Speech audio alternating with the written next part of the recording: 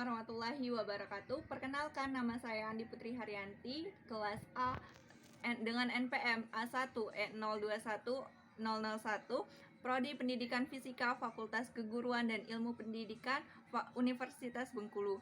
Di sini saya akan menjelaskan mengenai materi Internet of Things atau biasa dikenal dengan IoT. Sebelumnya, ada yang tahu apa itu Internet of Things? Internet of Things, saya membaginya dengan 3 pengertian. Yang pertama, Internet of Things atau IoT adalah jaringan benda-benda fisik atau things yang tertanam dengan elektronik, perangkat lunak, sensor, konektivitas untuk memungkinkan mencapai nilai yang lebih besar dan layanan dengan bertukar data dengan produsen, operator, atau perangkat lain yang terhubung. Lalu pengertian yang kedua yakni things artinya segala, berarti apapun yang terhubung ke internet termaksud ke dalam definisi Internet of Things. Lalu artinya menjelaskan bahwa semua barang fisik yang dapat dimonitor dan dikendalikan dari jarak jauh menggunakan internet adalah IoT. Lalu pengertian yang ketiga yakni Internet of Things adalah suatu konsep atau program di mana suatu objek memiliki kemampuan untuk mentransmigrasikan atau mengirimkan data melalui jaringan tanpa menggunakan bantuan perangkat komputer dan manusia. Lalu, sejarah dan perkembangan Internet of Things. Perkembangan Internet of Things mulai terlihat sejak adanya teknologi wireless dan nirkabel, MEMS, and QR, dan tentunya juga jaringan internet. Salah satu perangkat IoT yang pertama kali dibuat adalah pemanggang roti. Pada tahun 1989, John Romkey and Simon Hackett mengoneksikannya sebuah toaster ke internet. Toaster atau pemanggang roti tersebut bisa dimatikan atau dinyalakan melalui jaringan internet. Meskipun terdengar sederhana, alat ini sudah termasuk canggih pada masa itu. Lalu, pada tahun 1994, Stephen Mann menciptakan IoT lainnya dalam bentuk webcam. Di tahun 1997, Paul Shaffer menemukan teknologi sensor yang bisa digunakan pada berbagai perangkat. Lalu akhirnya pada tahun 1999, Kevin Aston yang merupakan direktur Auto ID Center membuat konsep Internet of Things yang terkenal sampai saat ini. Lalu, pada tahun yang sama, mesin dengan sistem berbasis radio frequency identification juga ditemukan. Nah, pada tahun inilah perkembangan Internet of Things pun dimulai. Unsur-unsur pembentuk IoT itu sendiri yang pertama yakni sensor atau device. Sensor IoT memiliki berbagai bentuk. Terkadang sebuah device memiliki lebih dari satu sensor. Contohnya saja sebuah manajemen aset liquid in tank memiliki sensor temperatur dan sensor pengukur level liquid. Solusi mentoring aset seperti APM memiliki 2 device bersensor yang diletakkan di aset dan di ruangan atau alat transportasi aset. Lalu, sesuai dengan kegunaan masing-masing sensor, memiliki tugas untuk mengumpulkan data setiap saat sesuai interval waktu yang telah ditentukan. Karena sensor mengumpulkan data berukuran kecil, baterai pada device bisa lebih tahan lama. Seperti sensor NB-I, IoT bisa bertahan selama 10 tahun tanpa ganti baterai. Selanjutnya, konektivitas. Tanpa konektivitas, data pada device tidak akan sampai ke sistem. Sarana komunikasi device dengan sistem IoT bisa beragam. Koneksi seluler, satelit, Wi-Fi, Bluetooth, low power, dan lain sebagainya. Pemilihan konektivitas selalu ditentukan dengan kebutuhan pengguna. Untuk industri yang menggunakan banyak device kecil di area yang luas seperti pada pertanian dan penyaluran listrik. Lalu unsur-unsur pembentuk IoT itu sendiri yakni data processing. Saat data dari sensor masuk ke cloud, processing pun dimulai. Karena data selalu datang dan selalu diperbaharui. Software bisa melihat perkembangan aset secara real time dan memastikan aktivitas aset sesuai rule atau parameter yang telah ditentukan. Prosesnya bisa sederhana seperti memastikan tanggal vintage truk pengiriman, dan bisa juga kompleks seperti mengidentifikasi penggunaan masker atau alat pelindung diri di ruang publik lewat gambar dari kamera security berteknologi computer vision.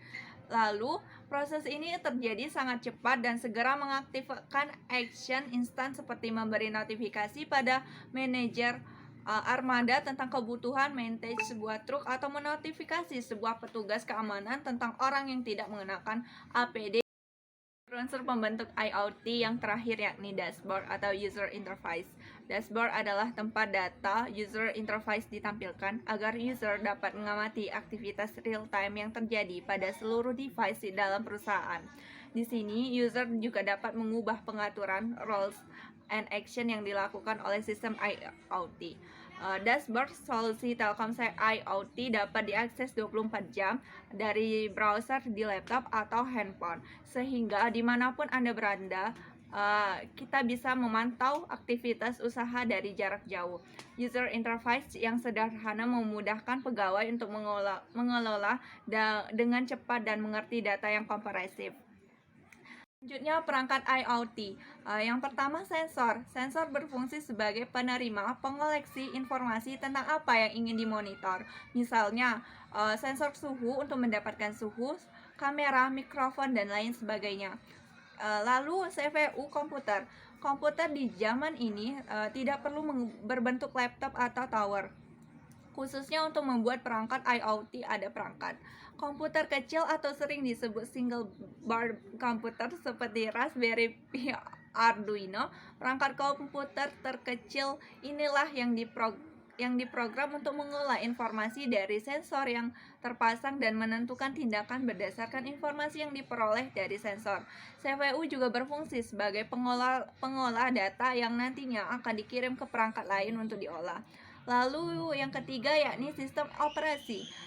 Embedded device. Untuk perangkat IoT memerlukan sistem operasi khusus karena perangkat IoT berukuran kecil, portable, dan memiliki spesifikasi yang minim. Sistem operasi inilah yang menjadi nyawa perangkat embedded device atau perangkat IoT itu sendiri. Lalu jalur komunikasi. Setelah sensor mengoleksi informasi dan CPU mengelola dan menentukan tindakan berdasarkan informasi yang diterima, maka perangkat IoT memerlukan jalur komunikasi untuk mengirimkan data yang telah diolahnya dari user atau bahkan ke server pusat. Media komunikasi di sini bisa berupa Bluetooth, Wi-Fi, dan untuk mengirimkan informasi dari tempat yang jauh tanpa batas ruang dan waktu, maka perangkat IoT akan memerlukan media internet. Lalu yang terakhir yakni keluaran. Keluaran di sini merupakan action dari program yang terpasang di CPU, seperti mengirimkan informasi ke pusat server jika memenuhi kondisi tertentu, atau menggerakkan motor, menyalakan lampu, membunyikan alarm, menampilkan data di layar, dan lain sebagainya. Lalu selanjutnya yakni konsep dan cara IoT itu sendiri. Konsep IoT ini sebetulnya cukup sederhana dengan cara mengacu pada 3 elemen utama pada arsitektur IoT, yakni yang pertama yaitu barang fisik yang dilengkapi model IoT, seperangkat koneksi ke internet seperti modem atau road wireless seperti di rumah. Lalu yang ketiga, cloud data center, tempat untuk menyimpan aplikasi beserta database. Cara kerja Internet of Things yaitu dengan memanfaatkan sebuah argumentasi pemrograman yang dimana tiap-tiap perintah argumennya itu menghasilkan sebuah interaksi antara sesama mesin yang terhubung secara otomatis tanpa campur tangan manusia, dan dalam jarak berapapun internetlah yang menjadi penghubung di antara kedua interaksi mesin tersebut. Sementara manusia hanya bertugas sebagai pengatur dan pengawas bekerjanya alat tersebut secara langsung. Lalu berikut ini contoh Internet of Things pada bidang kesehatan. Salah satu contoh dari keberadaannya IoT dalam dunia kesehatan adalah membantu dalam proses pendataan pendataan detak jantung, mengukur kadar gula, mengecek suhu tubuh, dan lain sebagainya. Data yang diperoleh akan disimpan dan penyimpanan data berskala besar saat ini lebih dikenal dengan big data. Dengan menggunakan big data, mampu membaca informasi dan data yang berupa angka atau teks secara tepat dan efisien. Tenaga medis tidak perlu lagi untuk mencatat secara manual karena semua informasi dapat ditampung dalam basis data yang akan dikirim dan mesin IoT untuk menjalankan tugas sesuai dengan algoritma yang dikembangkan. Contoh Internet of Things yang kedua yakni bidang energi. Dalam bidang energi terdapat bervariasi permasalahan yang timbul, mulai dari polusi atau pencemaran, pemborosan, dan berkurangnya pasokan sumber daya. Oleh karena itu, dengan adanya IoT sendiri mampu untuk mengurangi beberapa resiko tersebut. Misalnya saja dengan penerapan sensor cahaya mampu untuk mengurangi penggunaan energi listrik. Dengan sensor tersebut mampu menangkal partikel cahaya sehingga saat cahaya tersebut banyak maka lampu akan mati. Namun saat tidak ada pasokan cahaya, maka lampu akan otomatis menyala. Kemudian juga dapat menerapkan pada fungsi penjadwalan yang dilakukan pada mesin oven, mesin pemanas yang telah terintegrasi dengan jaringan internet. Dan contoh konkret yang sering kita jumpai adalah pada Smart TV yang telah menerapkan IoT untuk metode pencarian channel disesuaikan dengan pilihan pengguna. Lalu yang ketiga yakni bidang transportasi. Teknologi cerdas juga telah mencapai bidang transportasi umum. Biasanya Anda selalu mengendarai sebuah mobil sendiri sesuai dengan aturan dan kemampuan berkendara yang telah kita pelajari. Namun, apakah kita sudah mengetahui saat ini ada penemuan terbaru di mana kita dapat menjalankan mobil tanpa mengemudi sendiri. Mobil tersebut dapat berjalan sendiri sesuai dengan prosedur dan terprogram dengan baik. Jadi, kita dapat merasakan sensasi seperti apa sistem autopilot di pesawat. Tahapan pengembangan kendaraan tersebut masih diuji cobakan di berbagai negara maju. Selain kendaraan, sistem lalu lintas juga termasuk dalam cakupan Internet of Things. Dengan IoT mampu untuk mengontrol berbagai sistem lalu lintas saat kondisi macet maupun sepi, sehingga mampu mengurangi resiko saat kecelakaan dan pelanggaran lalu lintas yang terjadi. Lalu pada bidang lingkungan umum, yakni contoh Internet of Things yaitu dalam bidang lingkungan umum di mana segala aktivitas manusia, tumbuhan maupun hewan dapat dipantau dan diawasi dengan menggunakan IoT. Misalnya saja, untuk melakukan penelitian kualitas air harus dibutuhkan sumber informasi yang akurat dan terpercaya. Dengan bantuan Internet of Things, mampu untuk mencari sumber data secara valid dan cepat. Tidak hanya itu, cakupan wilayah geografis yang disajikan juga sangat luas dan dapat menjangkau lebih banyak daerah. Dengan bantuan Big Data, permasalahan mengenai kecepatan transfer data dan pembacaan data dapat tertutupi dengan baik. Memang, alokasi dana yang harus dipersiapkan juga sangat besar, namun hasil yang didapat juga semakin besar pula. Selain itu, dapat digunakan sebagai alat pengukur aktivitas vulkanik maupun gempa bumi, sehingga mampu memberikan prediksi atau perkiraan lebih akurat mengenai terjadinya sebuah bencana. Lalu, contoh Internet of Things pada bidang bisnis yakni di saat physical distancing masih harus diterapkan pada new normal saat ini dan jumlah karyawan tidak bisa maksimal, usaha kita memerlukan solusi operasional yang bisa dikelola secara remote selama 24 jam penuh dan memberikan visitabilitas total pada aktivitas bisnis. Tentu, aplikasi chat and video call bisa digunakan sebagai sarana komunikasi manual antar pegawai. Namun, ada cara mengelola operasi usaha yang lebih cepat, lebih efisien, dan dengan ketepatan data yang bisa dipercaya, yaitu lewat penerapan solusi Internet of Things. Untuk perusahaan jasa pengiriman barang, solusi IoT itu sendiri dapat mengoptimalkan jadwal pengiriman barang yang menyesuaikan rute dan waktu pengiriman sesuai dengan jumlah driver yang aktif. Jika ada pesanan mendadak yang masuk, sistem dapat secara otomatis menyesuaikan jadwal agar pengiriman tetap tepat waktu dan menonaktifkan driver akan perubahan tersebut. Solusi IoT itu sendiri dapat bekerja sebagai order management system. Ini bisa digunakan untuk penjadwalan. Lalu implementasi Internet of Things pada kehidupan sehari-hari yang pertama yakni Smart City. IoT bisa membantu membuat tata kelola kota yang lebih efektif. Lalu selanjutnya Smart Mall. IoT bisa mendeteksi kehadiran orang-orang yang ada di dalam suatu mall. Lalu Smart Traffic.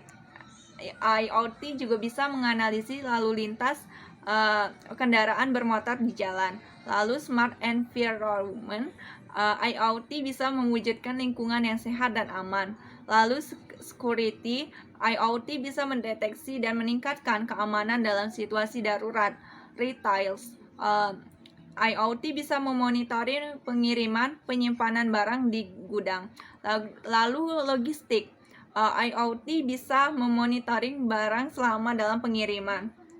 Lalu Industrial Control, IoT bisa digunakan untuk diagnosa mesin, monitor gas beracun, tingkat oksigen, temperatur ozon di dalam industri.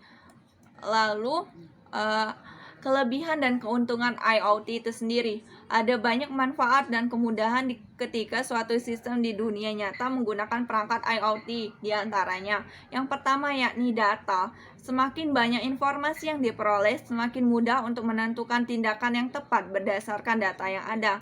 Dengan bantuan komputer dan algoritma program, kita tidak perlu mengecek data dan mensortir satu persatu.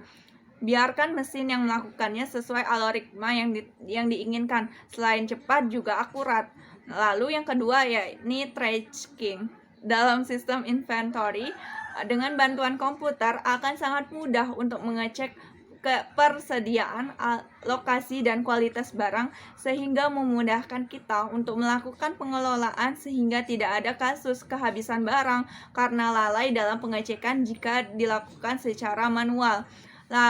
Lalu yang ketiga yakni kelebihan dalam segi waktu. Dengan bantuan sistem komputer yang telah diprogram sebelumnya untuk mengelola informasi tertentu dan melakukan tindakan sesuai yang telah diperoleh, maka proses analisa dan pengambilan keputusan berdasarkan data yang besar akan sangat cepat. Lalu yang terakhir yakni kelebihannya dari segi biaya.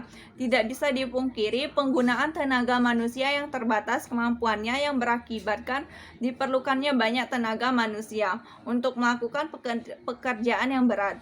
Dengan bantuan mesin yang kemampuannya dapat diatur dan dapat menggantikan pekerjaan manusia, maka tidak perlu melakukan hal berat dan rumit di zaman sekarang seperti ini. Cukup dengan menjadi operator mesin saja. Dari sini terlihat bahwa biaya untuk mengganti karyawan lebih sedikit karena sudah digantikan oleh mesin. Lalu kekurangan atau risiko IoT itu sendiri. Di balik kemudahan dan kecanggihan yang tersaji ketika menggunakan perangkat IoT, ada beberapa resiko yang perlu diketahui. Di antaranya compatibility, tidak ada standarisasi penggunaan sensor seperti penggunaan USB ketika sebuah sistem dengan IoT device mengalami kerusakan, maka kita tidak perlu membeli di vendor yang sama untuk menggantinya. Lalu yang kedua, complexity. Di balik kemudahan yang disajikan, di sana ada sebuah IoT modul yang dirangkai secara kompleks untuk menerima dan mengelola informasi dan data tersebut memerlukan tenaga ahli untuk merawat secara berkala agar sistem tetap berjalan dengan baik. Lalu safety, semua perangkat dan program komputer rawan akan tindakan hack.